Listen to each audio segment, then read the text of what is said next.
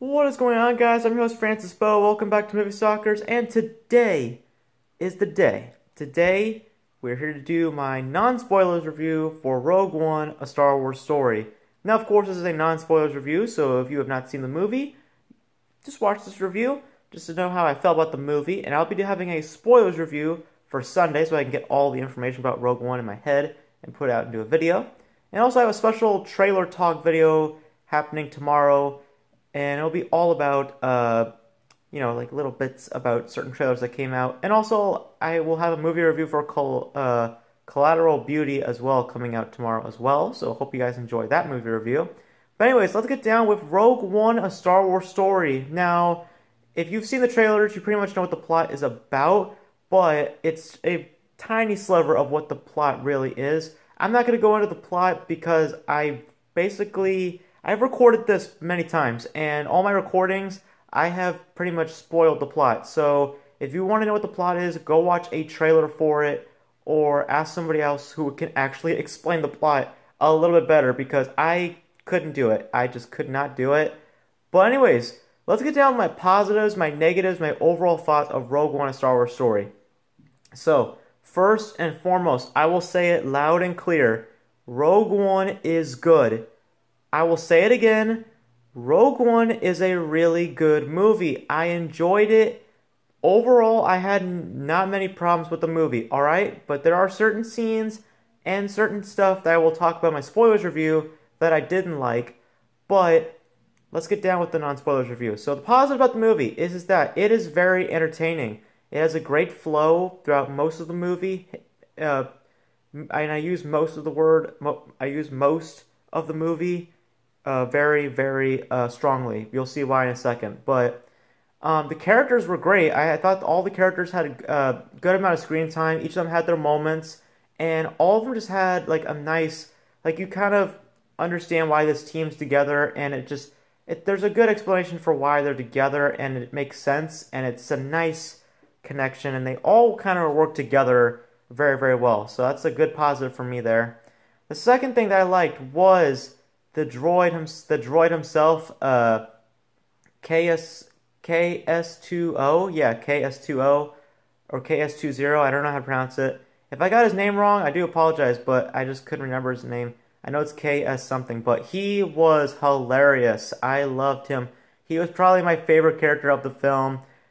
I was smiling the whole time that he was in the film. Each time that he would make a joke or just something, he was great. He was the comedy relief of Rogue One, but it wasn't like one of those bad comedy reliefs. It was a really good comedy relief, and he was just funny. I really enjoyed the comedy from him, and he was just, he can also fight as well. Like, there are times in the movie where he can actually legitimately fight, because, he's a robot, but the other things I liked, Jen Erso was good. Like, Felicity Jones is Jen Erso. I thought she did a pretty good job.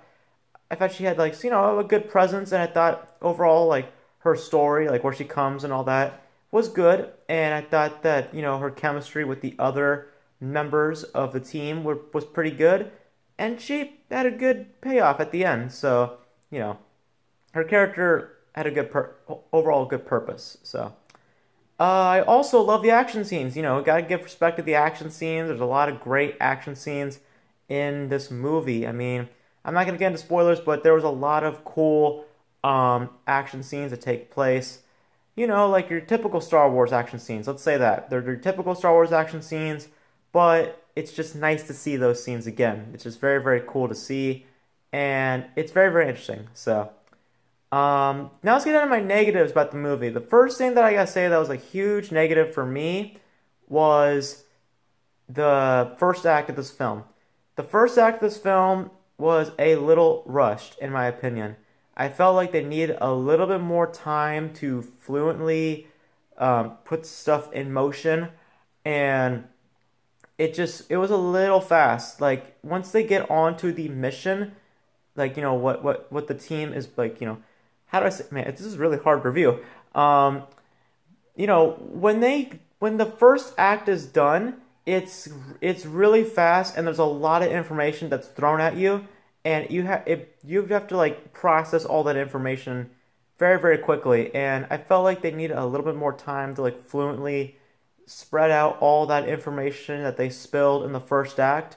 And I don't know, the first act just didn't work. I just felt like it could have been a little bit more fluent.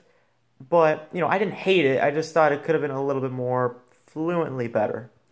The other thing that I thought was a little bit of a drag for me was, honestly, it was a positive and negative for me, and that was Felicity Jones as Jen Erso. You know, for good time, in times she was good, and then there was times where I felt like she was okay. Like, there were moments in the movie where I'm like, okay, this is good. And there's moments in the movie where I'm like, okay, what's going on here? Like, it kind of goes hand in hand. So, yeah, I don't know. I just didn't really. I thought her performance was okay. Like, there was good points and there were her bad points. And yeah, those are pretty much my negatives. The other positives I forgot to mention was Donnie Yen. Oh my gosh, he was great. He was a cool character. I'm not gonna say like much about his character because it's a spoiler. There's a lot of things that I want to talk about, but they are spoilers. So, man, that spoilers review is going to be heavy. But overall, guys, Rogue One: A Star Wars Story was a good film. It was a solid film. It had a great pace. The story was very, nicely fleshed out besides the first act. And the payoff for it was really, really good. And it definitely sets up A New Hope. Because if you guys don't know, it takes place between Episode 3 and Episode 4. And I think that the transitions for it was very, very good. So, of course, you know, there's cameos in there as well. I'm not going to reveal who those cameos were, but if you've seen some of the trailers, you've seen one of those cameos. And, yeah, all I'm going to say is that the cameos were nice.